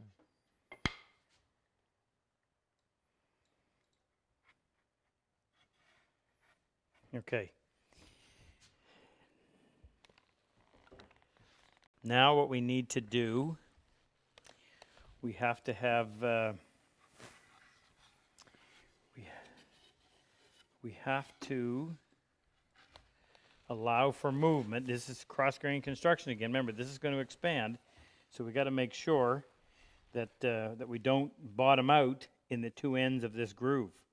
So, what And we it's only need- being glued on the top, right? Okay. It'll be just it'll be glued on the top. It's going to be pinned down here.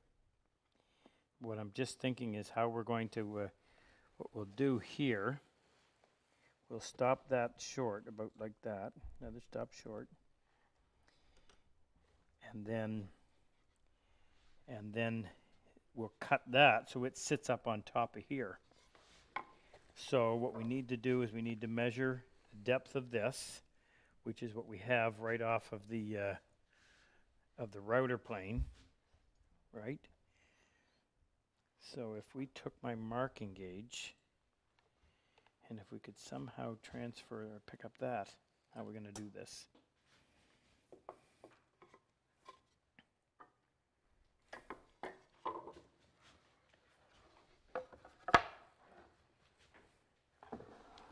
We could do it on the table saw. We could do it on a table saw.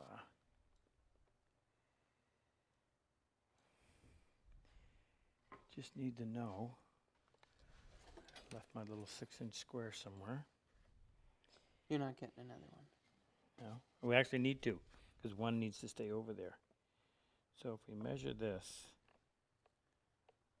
this is not quite 9/32. So we come up here, not quite 9/32. But it would be so much easier if we had a marking gauge, because then we could just go in there and just slice that line and then cut right to it.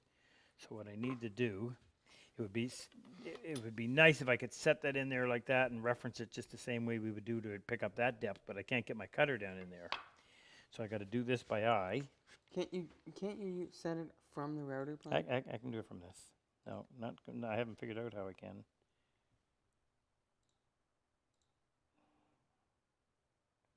How are donations, Frick?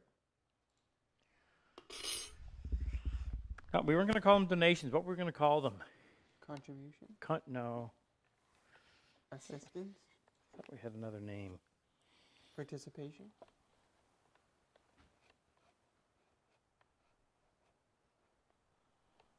So what I'm going to do here is mark all the way around. Somebody suggested giving away a gift card. That was kind of my idea. Frick suggested giving away a gift card. I don't think it's a good idea. Well, no, my Oh. idea, because of your inventory with certain things.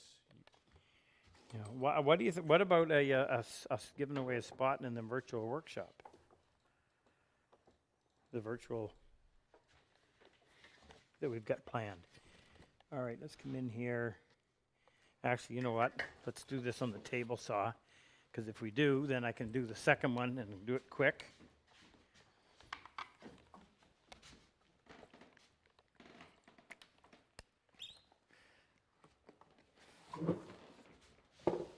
Now bring that blade up high.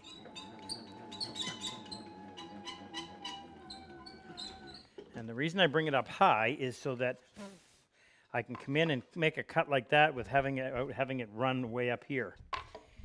So I need that outside tooth.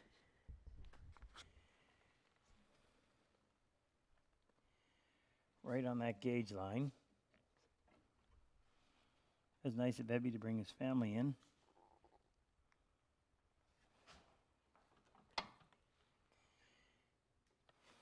Okay.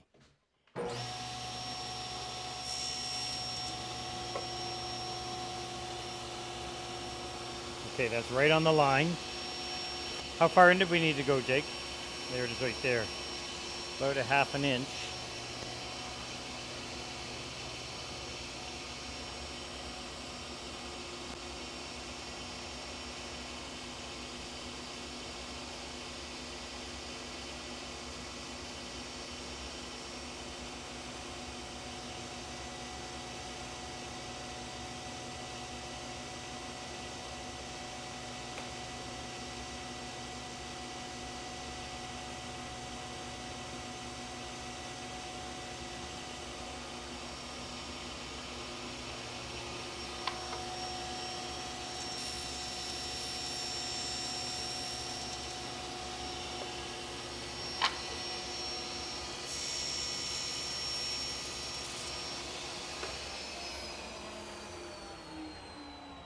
We've had a couple people say you should call them investments. Pardon? You should call them investments because you're investing in great men and women. Who said that? That was Stan Hawkins. Good. I like your thinking, Stan.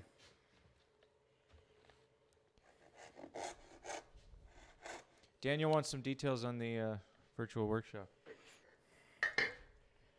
So, talk about it, Frick. You're the genius that way.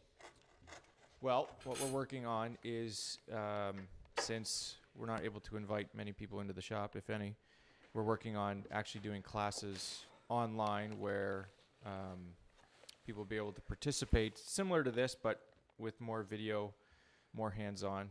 We're looking at the platform Zoom. Audio. With audio, yeah. We're looking at the platform Zoom, which is being used quite a bit nowadays to speak to families. So it'll allow us to have 12, I think that's what we're doing, 12? Yeah. 12 students at a time. We would broadcast similar to this, but like I say, it'll be a little more private and a little more hands-on, a little more one-on-one time. More personal. More personal, yeah. Everybody would be able to talk. Yep. Everyone would be up on the screen. Now, are we paying extra for the high def? We are paying extra to broadcast high def.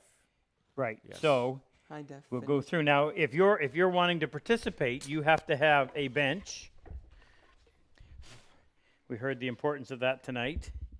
You need to have the tools. We are going to send you the wood. I have to remove all variables, or at least as many as I can. So we will send you a not a whole tree. I've met a few that could use it, but Andy Campbell wants to know where the riving knife is on our saw. yeah, good question. Who took it off? Well, we did because it didn't. It wasn't. Oh, it in wasn't the right lining up. position. It was forcing the wood into the fence or away from the fence. Okay, so here now you can get to see what this is going to look like. So the idea is to have just a little reveal like that along both sides. So it doesn't look like a mistake. It's far enough away. And what we'll do is we'll glue probably the first, maybe the first inch, maybe even an inch and a half. And down here we'll put a pin in there. And we'll put a pin in. This has to be done before we assemble it. Then we'll go in and we'll elongate that hole. So something like this. We'll make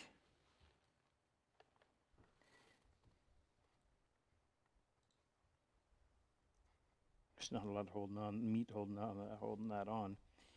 But if we elongated that hole, so if that was a hole like that, and then if the pin going through, the pin would go through here into here, and the pin would be right there. Like that. And what that allows for, this can move, and the pin will keep it tight. Now, there's not enough material left on there, so that almost begs to have a piece of long grain wood. I might actually even do that. I'll think about that. What I'm thinking is we could take a section, we could cut a section off like that. Cut that section off and put in a piece of wood on its lengthwise and then just fasten it in. And that would give you some strength on the bottom side, because that would not, that really wouldn't hold. In other words, if somebody came, if this got yanked that way, it would break that off. That little short grain fiber would break off quite easily. This is getting complicated, but hey, it's all right. It's for Angie. Okay. That part is done. Now, I think the next thing we can do is we can actually get this thing ready to assemble. What we've got to do, we've got to go in and just clean up the inside.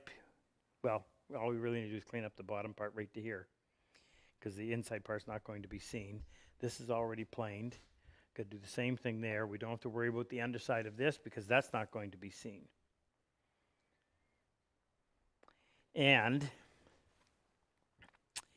I think we would go ahead and we would fasten this in place. If this is fastened in place, then that's going to make it a little bit simpler to put that piece on. Although, how are we going to get the glue in here? I guess what we'll do, when we put this down in place, we put that down in place, we'll have to just spread it a little bit and be able to get some glue up in here. And then you got to go right to town and get that piece put on right away. Okay, well, let's start getting this ready then. Well, that means you got to cut those slots for those pins. I got to do that too, and I'm just looking at the time and thinking, No time for that tonight. no, but that's what the plan is. So what I'm going to do in the meantime, we've got to go in here and we've got to cut chamfers, something a little smaller than that.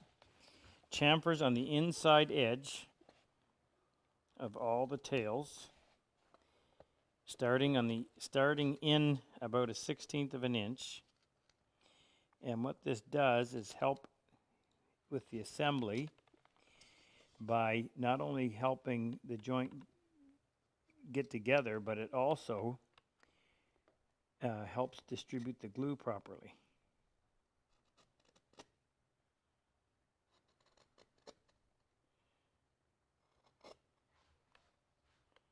How many folks we get on, Frick? 671. Record? Our record was just over 700. We actually had 700? Yeah. I thought we didn't. I thought It we was had like 704. It was barely over, but we have hit 700.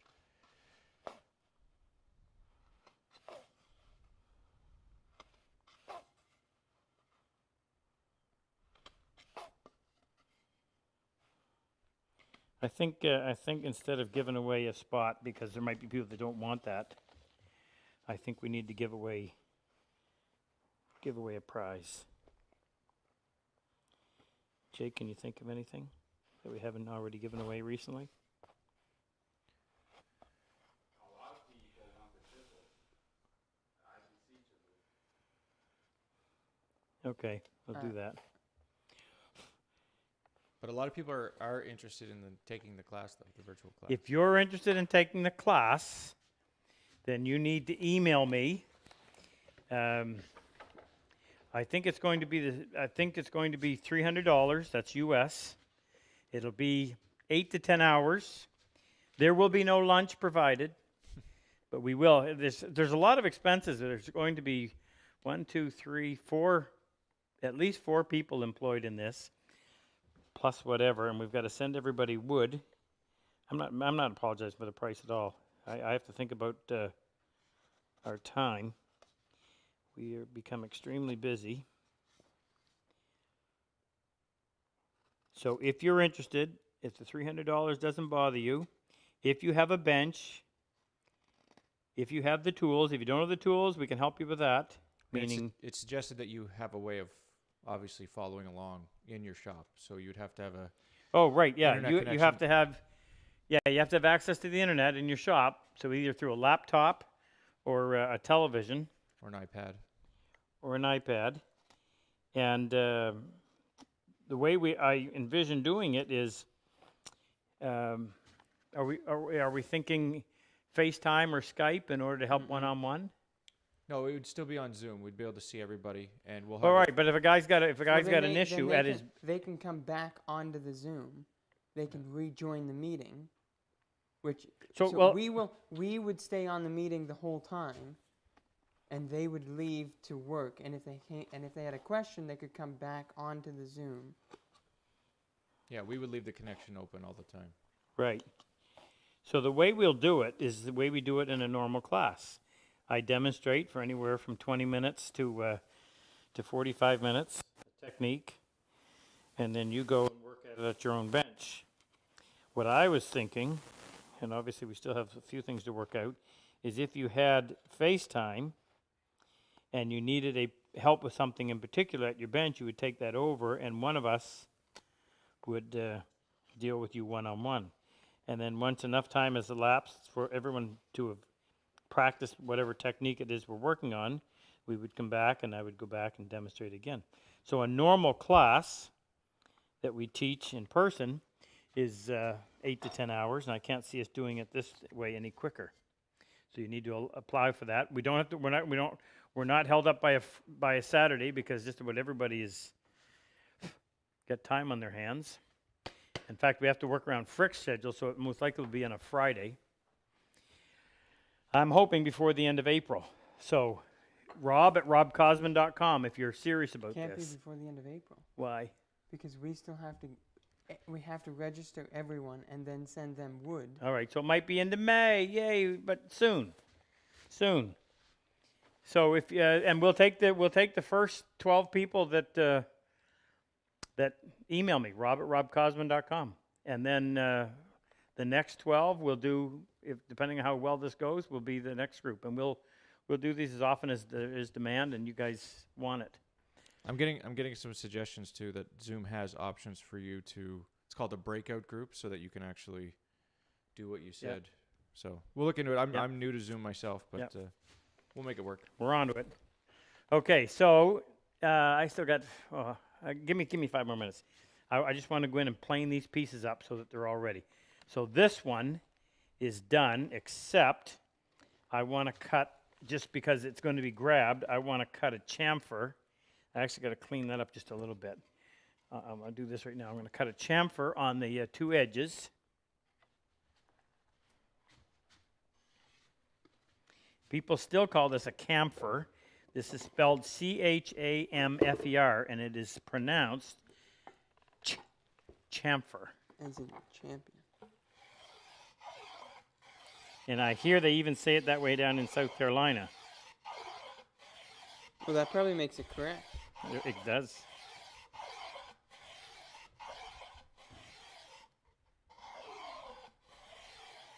Should you update them on Alex? Oh, yeah. Luther did that. Did he? Okay. She's doing better. So just in case you're not reading, Alice is on the mend. She's still in ICU, but good news comes. So thank you for all of you who were keeping her in your prayers. And they got to FaceTime with her today. So she recognized Luther. What did you say, Jake? I can't remember. That's how she knew it was him. All right, so that's done. We're going to clean that up just a little bit. So tough working with this stuff when you want to go right from the plane, because then fingerprints become a big deal. You can't sand it off afterward. These have to be planed on the bottom. That part is ready to go. So in 2 weeks, because next week we're going to do our question and answer So on that, technique. Actually, anything, but if you have a On that- technique that you want to know, we should really have we should have questions to get us started. yes. So what we should Submit do, before. what we should do is a video midweek, and people will either have a. Could we have a Google form? a Google form for them to submit a question, Sure. and then we can pick 8 to 12 questions out of that we will answer throughout the live just as ammunition in case people are asking questions like, you know, what diameter is that chisel? All right, you guys all got that, I hope. Now, I'm still going to plane these. I'm just getting some of this stuff out of my way.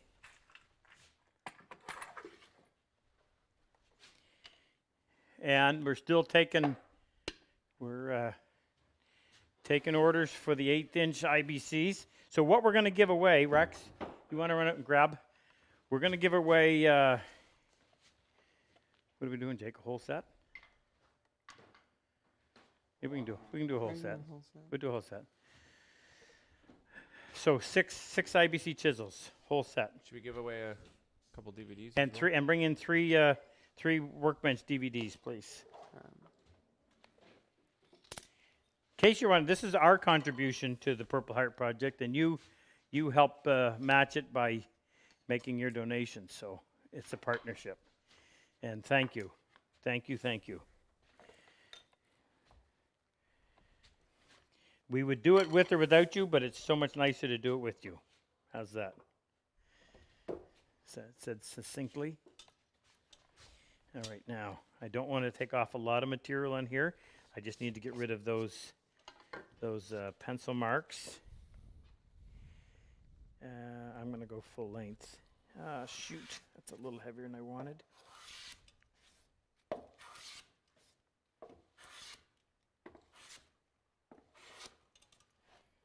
Way heavier than I wanted.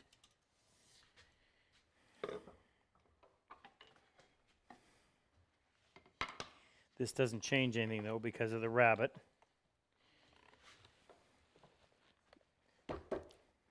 It won't change the fit of that back piece?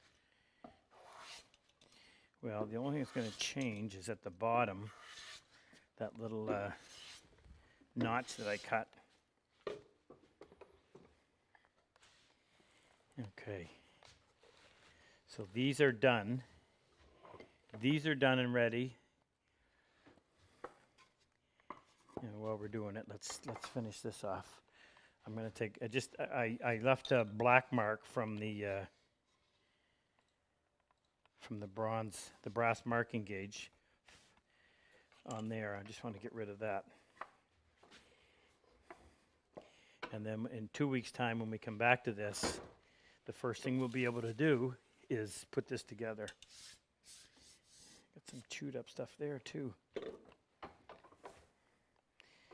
So this is your last chance to get your name in for the draw.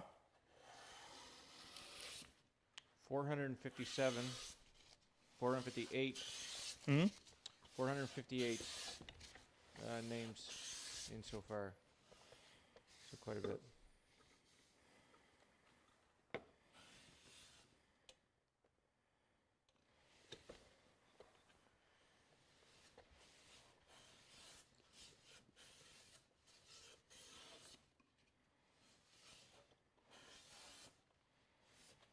Does Rex know where the chisels are?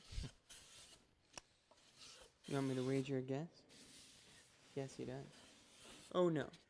No. They gotta be maple. Are they maple? Well, you can use those ones as an example. Yeah. Okay, because they have to be maple. I don't have enough walnut.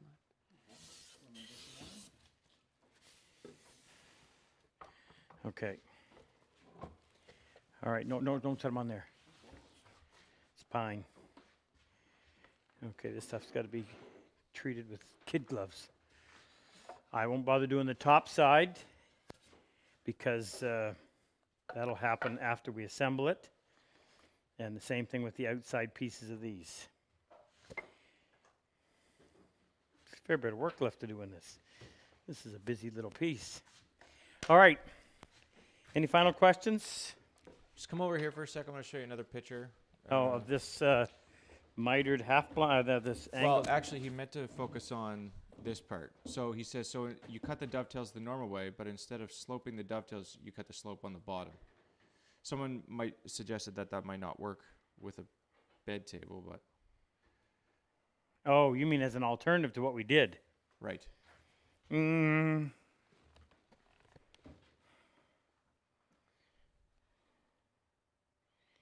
Yeah, you would have needed a fairly wide piece here because by the time you tipped it like that, you'd be cutting. Wait a sec, you're explaining this to Frick. Yeah. Frick's not. I already know what to do. Buy it. We just broke our record, by the way. 7:05 we had for a Yeah. second. Can you zoom in there, Jake? Or Yeah, that would have worked. I don't know if there would have been a huge advantage. So I had a dovetail sample here.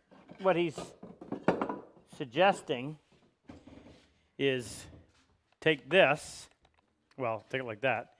Take this, build it like that, only turn it like this. But then you would have had to, well, actually, you know what? Might not have been a bad idea. Turn it like that. So you would have made a cut down here, and then this piece would have had to been fairly wide on the bottom because it would have had to been from here over to here. Would that have made any difference? Possibly not. Yeah, could have done it. Could have done it. Thanks for your contribution. No other questions? Okay.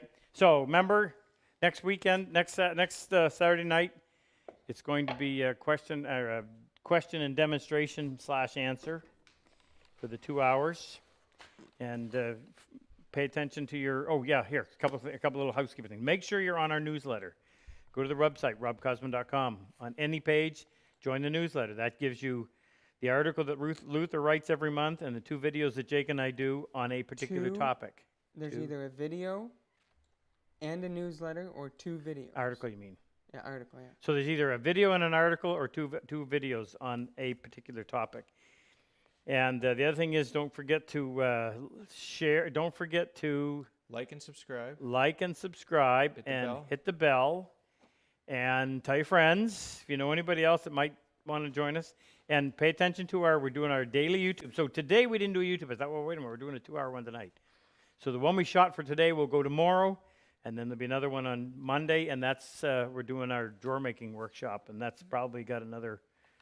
People wanted to know if them watching the ads has helped you make more money. There has been an uptick. Yeah. Yeah. Yeah, there was a little uptick, and I thought, I wonder where that came from. So, yeah, please, thank you for saying that, too. Someone has told us that you actually get more revenue if people like the videos as well. Oh, really? Yeah. So that's why everyone says like it. Oh, that's why Thumbs they up. do it. So, yeah, so like it, and just humor me. Endure an ad once in a while. That's how we get paid. Something. Angie says thank you. You're welcome, Ange. T-shirts are on the way. Actually, she's already got the T-shirts, right? Didn't Ken take them out today? T-shirts are there. We need them really bad. We sold close to 300 T-shirts in the last couple of days. That's a lot of packaging. A lot of A's. All right, we ready, Frick?